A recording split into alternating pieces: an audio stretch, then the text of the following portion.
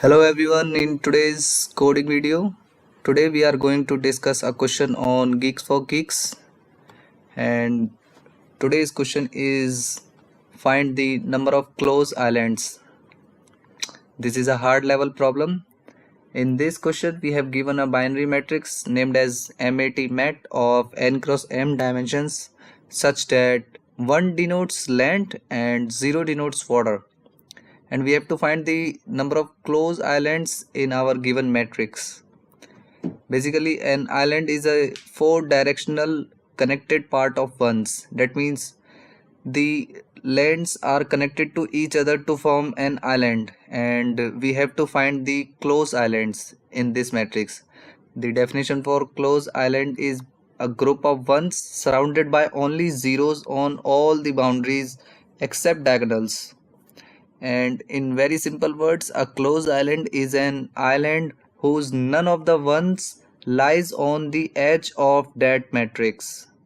That means there could be so many ones in our input matrix, and all those ones are basically lands, and many of the ones are connected to each other in this four directional way, and all those ones are basically forming an island, and we have to find those islands which are closed.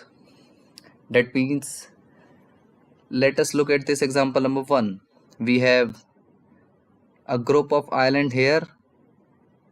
These are basically a part of single islands, and all these ones connected to each other are forming an island that is closed because every one of this island is basically inside the dimensions of that matrix, and none of the one of this island is on the edge of this matrix.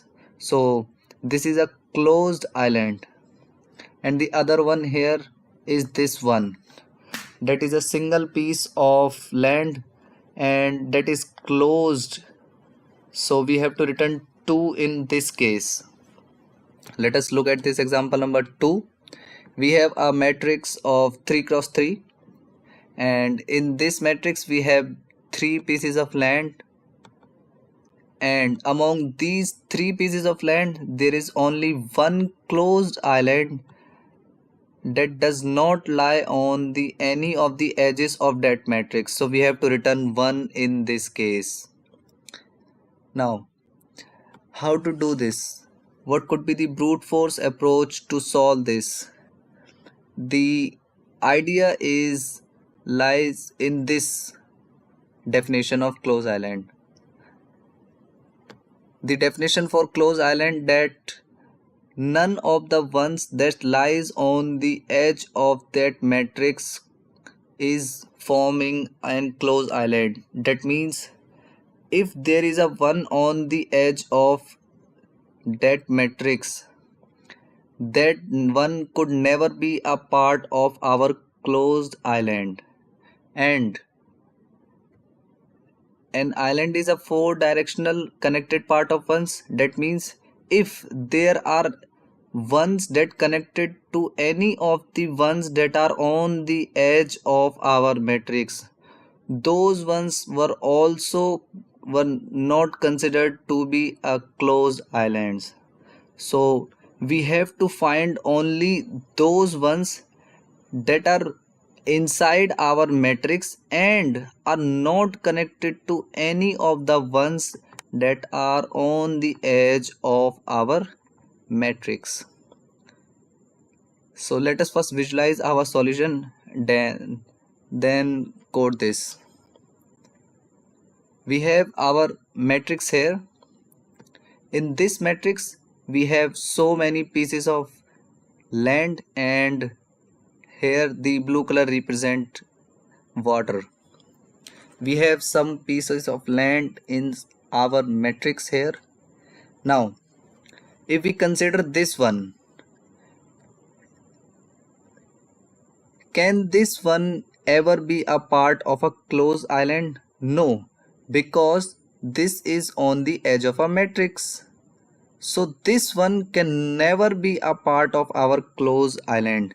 Also, all those ones that are connected to this one were also not the part of a closed island. Suppose if here is one, here is one, all these ones are connected to this one using four directional properties. That means this one is connected to this and this is connected to this. So all these ones are basically connected to each other using the four directional ways.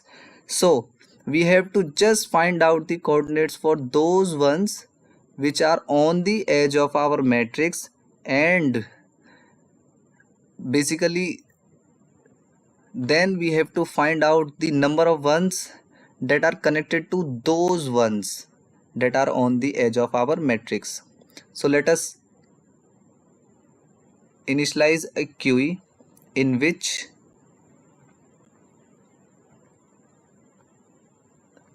inside our QE we can preserve our coordinates for every one that are on the edge of our matrix. So let us first erase this.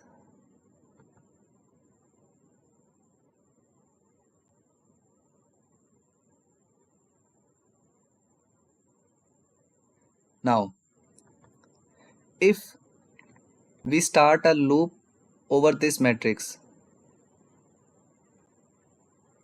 let us start a loop over this matrix for I equals to 0 till I is less than n here, and then start a inner loop for j equals to 0 till j is less than m. Now if we are on this coordinate, we can simply skip this because this is a water cell.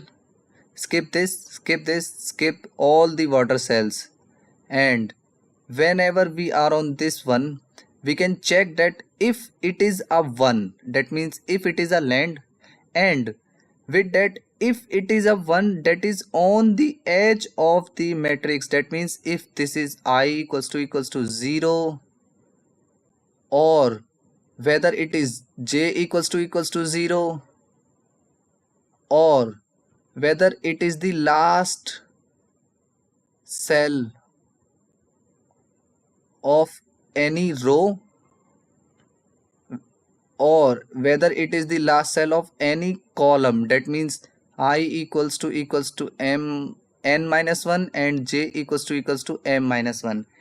If all these four conditions are true with the condition that it is a land cell, we have to put the coordinates for that land inside our QE.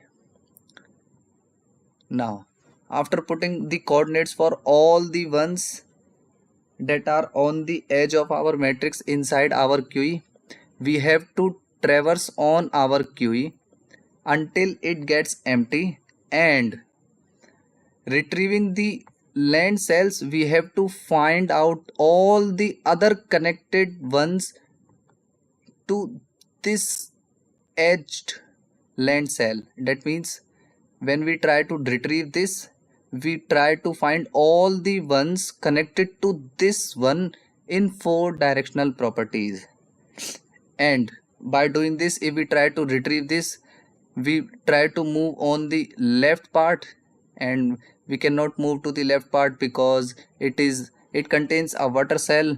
We cannot go up, we cannot go right, and if we go down, we find out that here is a land cell, and whenever we find a land cell, put the coordinates for that land cell inside our QE and make that land cell as a water cell. That means whenever we find out a land cell, convert that land cell into a water cell, or we can just simply make a visited array as well to keep track of the previously visited cells.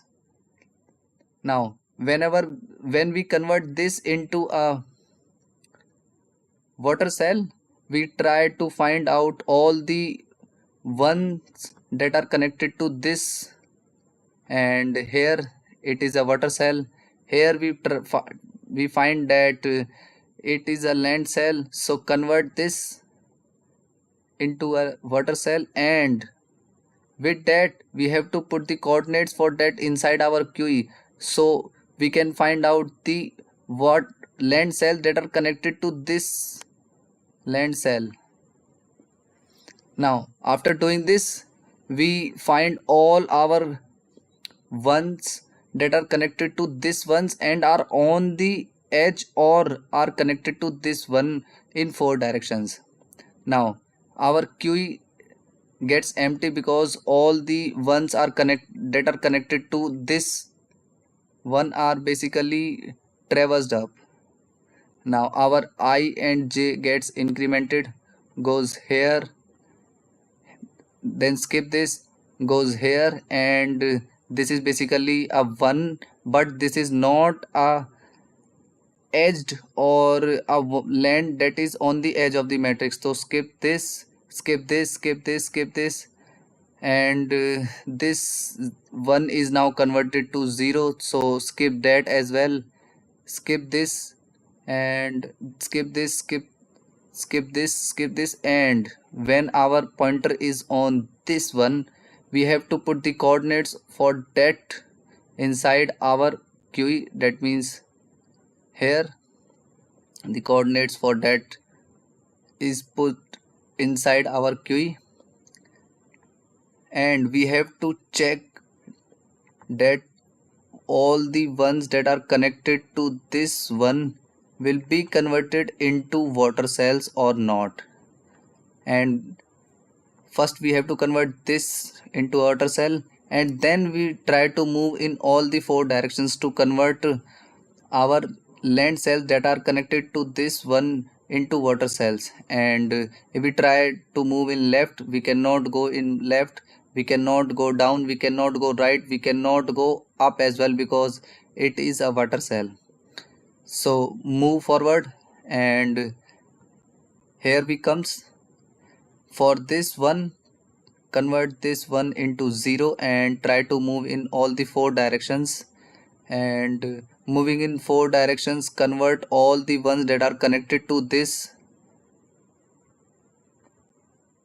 And when we try to move in all the 4 directions, we do not find any land connected to this one, so move forward, and we find another one that is on the edge of the matrix, so convert this into 0 or land cell, put the coordinates for that one inside our QE, and move on the 4 directions until it finds any one that is connected to this one.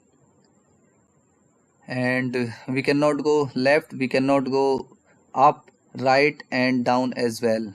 So doing all this, we traverse all the ones that are on the edge of the matrix, and those ones that are connected to those edged land cells. After doing this, we remains with only our closed islands. So after doing this, we can do a DFS traversal to find out that how many islands remains for us that are basically our closed islands. So how to find the number of closed islands? We can initialize a variable named CNT from 0 like this, and we can run a loop for I equals to 0 till I is less than n, and inside that loop we can run a loop for traversing the column elements of that matrix for j equals to 0 till j is less than m. And whenever we find any land cell, that means if I equal both the loops run, the first one comes here. Whenever we find any one, we can run a DFS function for that land cell, so it traverses all the ones that are connected to this one. That means if we are on this coordinate, we run a DFS for this, that means let us name the function as dfs, that takes the coordinates for our length cell. Here the coordinates will be 1 comma 1. This is r, let us name them r, c, and then this matrix grid, and then the dimensions n and m. And what we are doing inside our DFS, first we have to make that land cell into a water cell. So convert this land cell into a water cell. Then what we have to do, we have to find all the 4 connected directions, that means for dir inside our dir's vector, and those dirs will be explained later. What will be those dirs? The new row will be the current row, that means the coordinate for this, that means this r, plus the dir of 0, that will form the new row, and the new column will be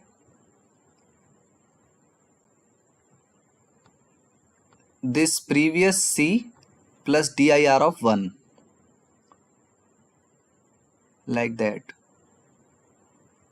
Now what we have to do, we have to check that whether this nr and nc lies in the range of our matrix. That means this nr should be greater than equals to 0,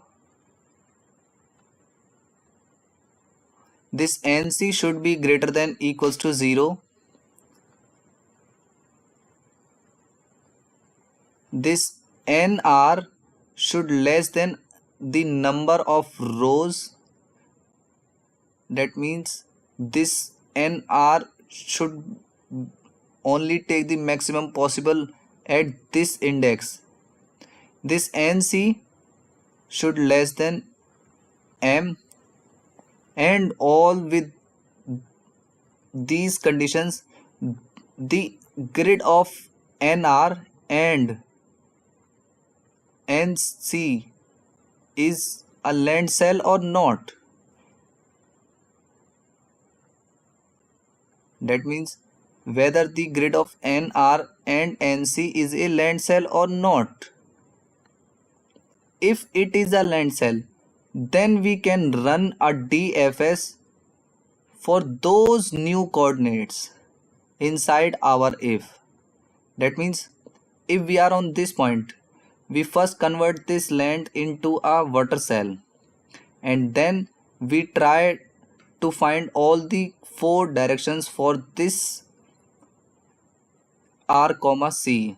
So the 4 directions will be the up direction, the left direction, the down, and the right.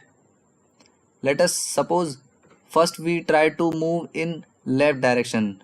So this nr comma nc will be the coordinates for this, and all the 4 conditions get satisfied because nr is less than equals to 0, nc is less than equals to 0, nr is less than n, and nc is less than m.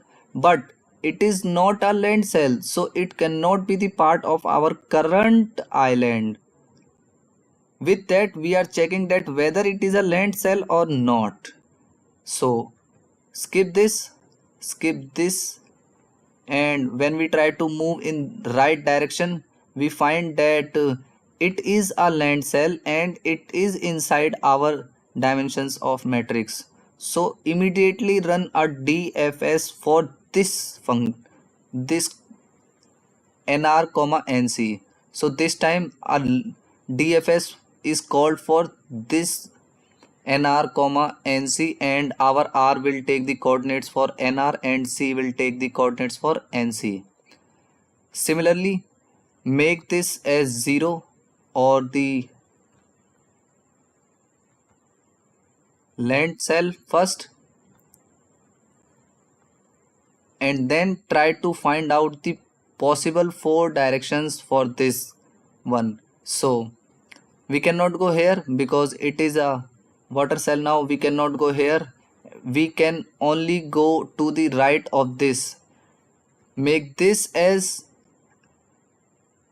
a water cell and try to move forward in 4 directions for this.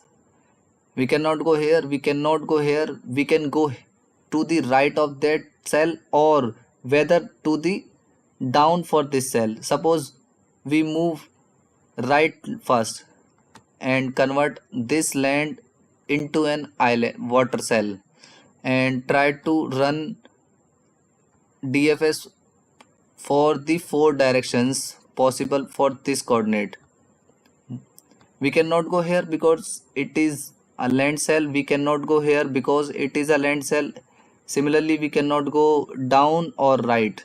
So this returns back to the parent call. It has one call remaining for the down section and it will run the DFS for the down.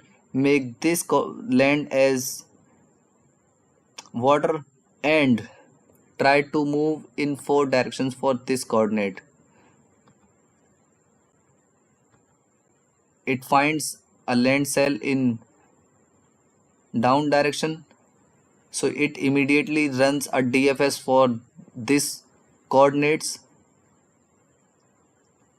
That DFS will first convert this one into 0 and try to move in the 4 directions for this coordinate, making this one as 0, this one as 0, this one as 0 and this one as 0.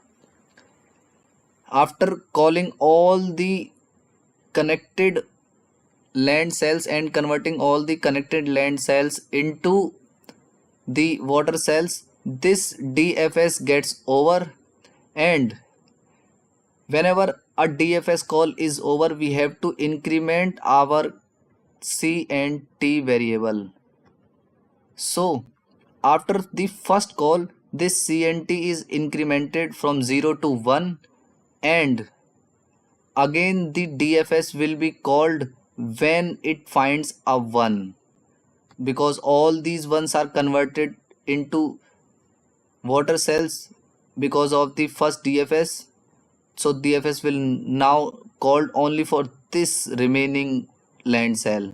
Again the DFS is called, convert this into 0 and increment our counter from 1 to 2.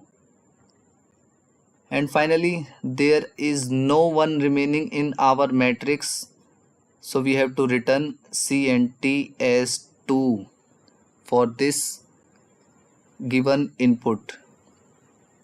Now this is the brute force approach or the space optimized approach, where you are not taking any visited array and just optimizing the space for this matrix and converting the land cells into water cell inside the given matrix. Now the concept for DIRs is explained here. Suppose we are on any r comma c coordinate. So what will be the coordinates for just above cell? The coordinates for just above cell for r comma c will be this r minus 1, and the column is same. Here the column is same but the row is decremented by 1. The down coordinates will be r plus 1 and the column is same for these, but the row is incremented. The left and for the left and right, the r will be same because this is the same row, but the column is decremented by 1 in the left and the column is incremented by 1 in the right. So the dir's vector will be the clubbing of all these four directions. That means this minus 1 comma 0, this 0 comma 1,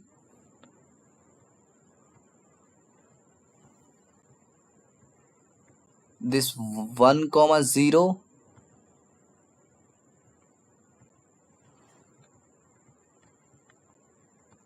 and this 0 comma minus 1. So these are basically the values for TIRs. Adding those values will give the coordinates for left, right, up and down coordinates for every R comma C.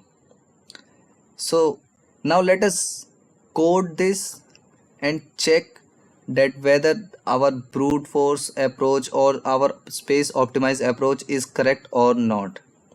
Let us first make the direction vector.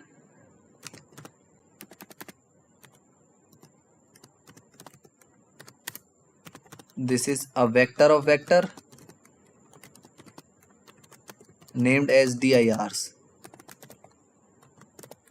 Adding this minus 1 comma 0 into our current R and C will give the left coordinates for every R comma C, and then our 0 comma 1, then 1 comma 0 will give the down, and then finally this 0 comma minus 1.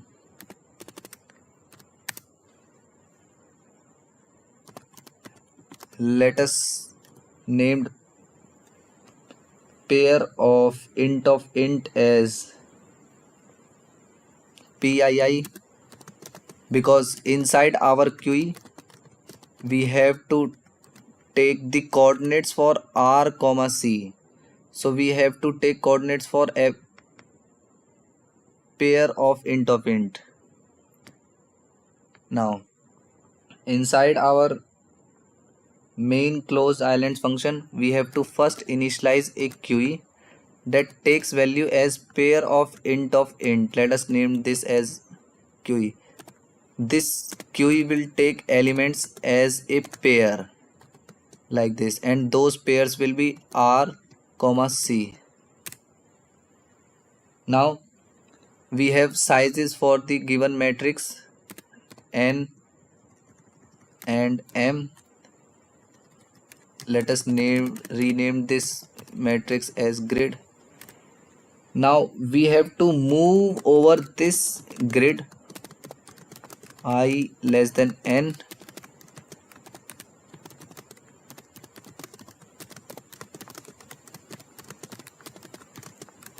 We have to check that whether we are on our edge.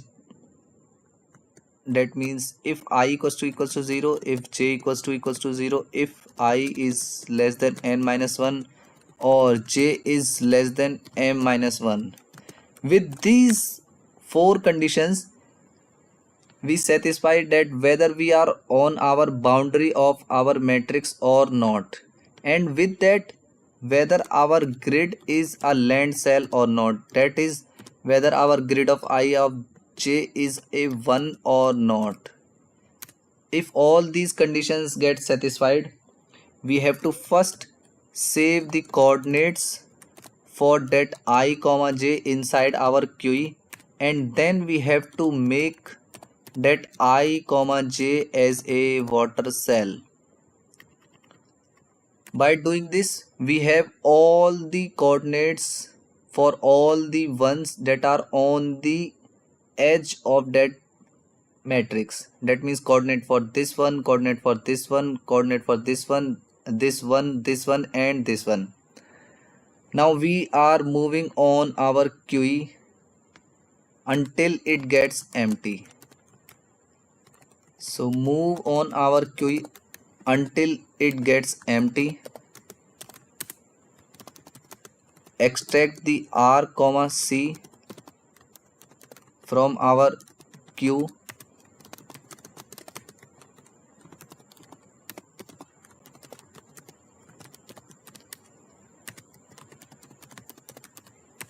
Now what we have to do?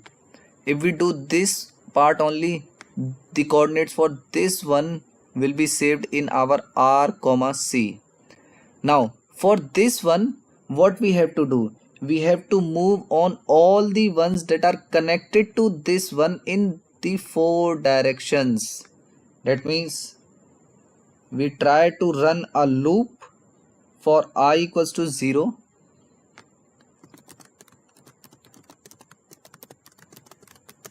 till I is less than dirs of size. The new coordinates will be the previous dir, the previous r, and dirs of I of 0. That means these are for the rows, this -1, 0, 1 and 0, and these are for the columns. The coordinates for new column will be this NC, the previous C, and now we have to check that these new coordinates are basically within the limit of our matrix or not. And with that, whether the new nr comma nc is a land cell or not. That means for this one we are not moving into left because it is a water cell. We are not moving in up direction because it gets out of the bound of that matrix. We are not moving in the right direction, but we are moving in the down direction because it is inside our matrix and it is a land cell. So we have to also check that whether our grid of nr comma nc is a land cell or not. If all the condition gets satisfied, we have to first save our coordinates for that nr comma nc in our QE, and then we have to make that nr comma nc as a water cell like this. And this while loop will continue until it convert all the ones that are connected to the edged ones or edged land cells. So this one will convert it into 0, and this one will try to convert this one into 0. Now this one is converted into 0 and it converts this one into 0 as well. After this one it converts into 0, it try to convert all the ones that are connected to it this one into zeros, and there are no ones that are connected to this one. So the loop gets over here and the coordinates for this one gets popped out from our QE, and this one gets converted into 0, and it will try to convert all the ones that are connected to this one into zeros. After that this one gets converted, and finally this one gets converted, and our QE gets empty. Here our QE gets empty and we are only remain with our closed islands. We remained with our closed islands. Now we have to find out our closed islands only. To find our closed island, we try to run a DFS. This will find out this CNT basically is a variable that gives us the number of closed islands. Variable for closed islands.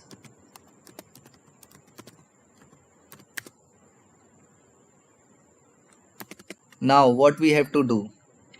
We will try to move on this matrix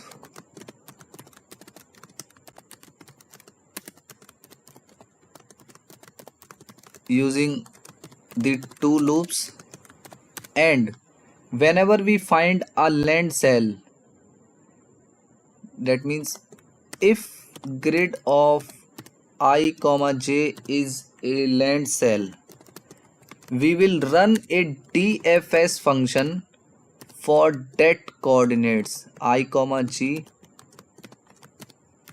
and when the DFS call for that I comma j gets over, we have our island. So just increment our C and T, and finally we have to return our C and T as our answer. So this will return our answer.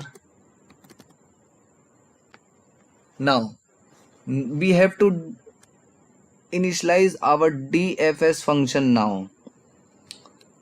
So let us write our DFS function.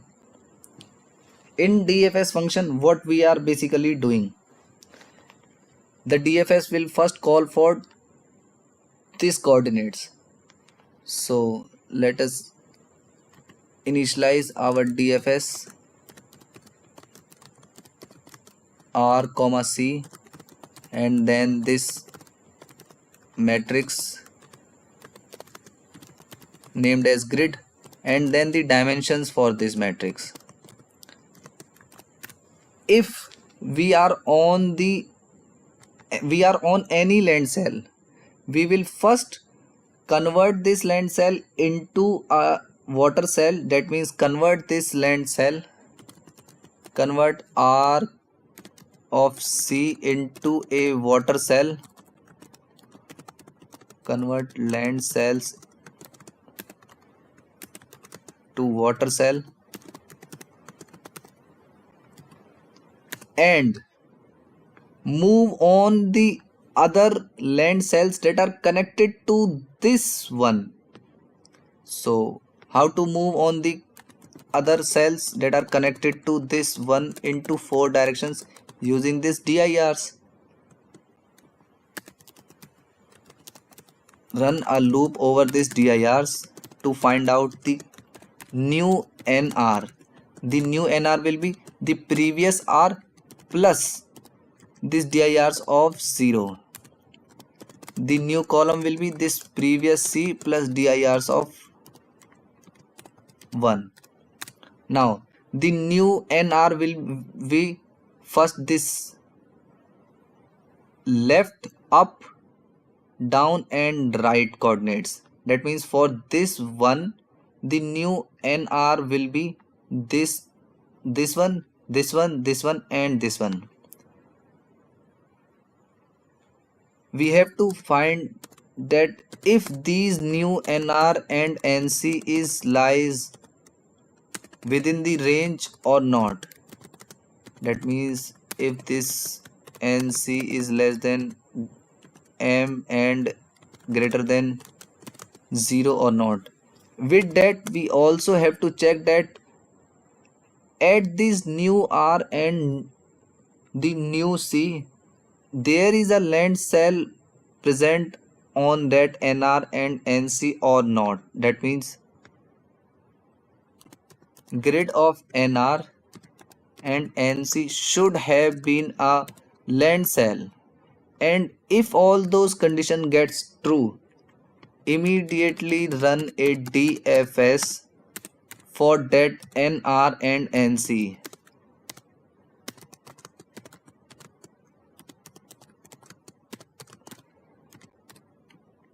Now this DFS function gets over, and this will convert first this one into 0 and try to move on the 4 directions for this coordinate. The 4 directions will be first this left, and the DFS for this left will not called because it is a water cell. Then the DFS will also not called for this up because it is a water cell, and when it goes into the right direction, it finds that this is a land cell and it is inside our matrix as well. So immediately the DFS for this gets called, and this time this R and C have the values for coordinates of this land cell. Convert this land cell into 0 and try to move in 4 directions until it finds any land cell that is connected to this NR, NC, and it cannot go to the left of it, to up or to down, but in the right direction. It immediately calls the DFS for this. So after all the DFS calls were over, all the ones that are connected to this one gets converted into a 0. So this one is converted into a 0, this one, all those ones are converted into 0, and this DFS function gets over. After this DFS call gets over, we have to increment our counter variable, and that indicates that we find our one of the answers using this DFS call.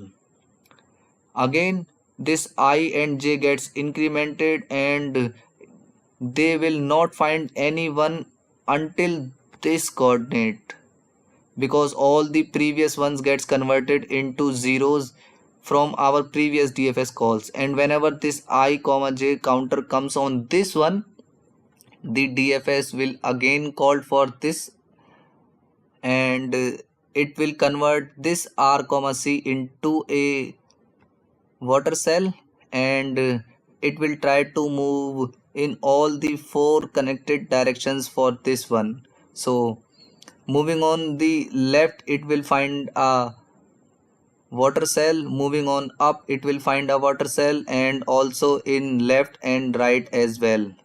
So the DFS will over, and we have to increment our counter variable, and finally we have to return our counter variable. So this is the code to solve this problem. Now let us compile this and check if it is running fine or it has some problems. It is running fine, so let us submit this and check if it does passes all the test cases or not. It is passing all the test cases. Now thank you so much guys, and if you understand the concept behind this problem, please like and subscribe to our YouTube channel, hopefully to get the notifications for future videos. And thank you so much guys.